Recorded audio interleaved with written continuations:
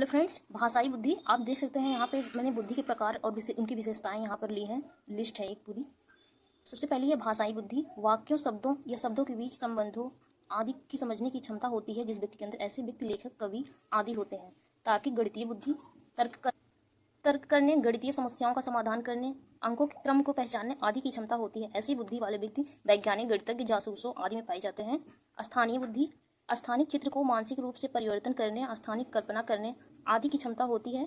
ऐसे बुद्धि वाले व्यक्ति विमान चालक, नाविक, मूर्तिकार, चित्रकार आदि में होते हैं।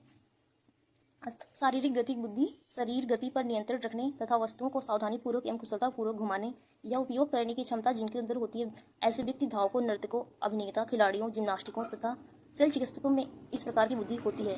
संगीतिक बुद्धि। तार तथा लय को सही सम्मिलित करने या तथा समझने की क्षमता होती है। इस प्रकार की बुद्धि में लय, सुर और ताल को पहचानने की शक्ति होती है।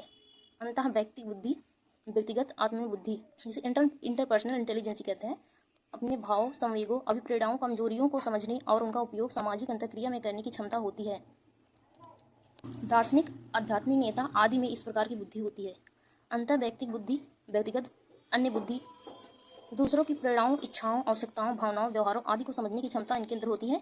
मनोवैज्ञानिक, परामर्शदाता, राजनीतिक, सामाजिक कार्यकर्ता तथा धार्मिक नेता आदि में इस प्रकार की बुद्धि होती है। प्रकृतिवादी बुद्धि। पर्यावरण के प्राकृतिक पक्षों, वनस्पतियों, पशु पक्षियों, पर्यावरण, सौंदर्य आदि को समझने की क्षमता होती है। शिकारी, किसान, पर्यटक, वनस्पति विज्ञानी, प्राणी विज्ञानी और पक्षी विज्ञानी आदि में इस प्रकार की बुद्धि होती है। अस्तित्वात्मक बुद्धि। इस प्रकार की बुद्धि से संपन्न व्यक्ति में ध्यान केंद्रित करने की बुद्धि अथवा इंद्रियों के संज्ञानात्मक व्यवहार से परे का आभास होता है।